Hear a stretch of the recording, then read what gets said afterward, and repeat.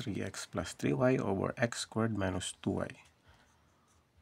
Take note, para ma-simplify natin ito, binomial. So, kailangan ay knowledgeable tayo sa factoring.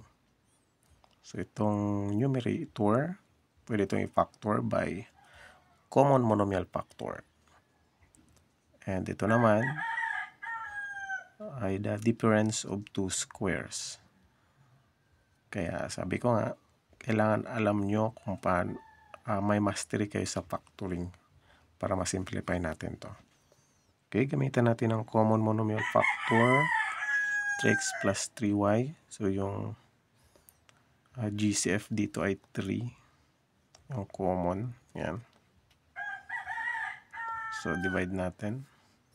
3x divided by 3, meron tayong x. And 3y divided by 3, we have positive y. So, this is now the factor of 3x plus 3y, 3 times x plus y. Over.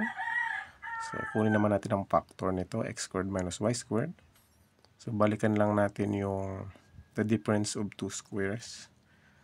So, kung maalala natin, ang magiging factor nito ay x plus y times x minus y. Ayan. Then, i-cancel na natin yung common terms. So, meron tayo x plus y, x plus y. So, ang na-remaining, yun na yung simplified form. We have 3 over x minus y. So, again, bago kayo mag-proceed sa topic na ito, ay kailangan pag-aralan nyo muna yung factoring polynomials.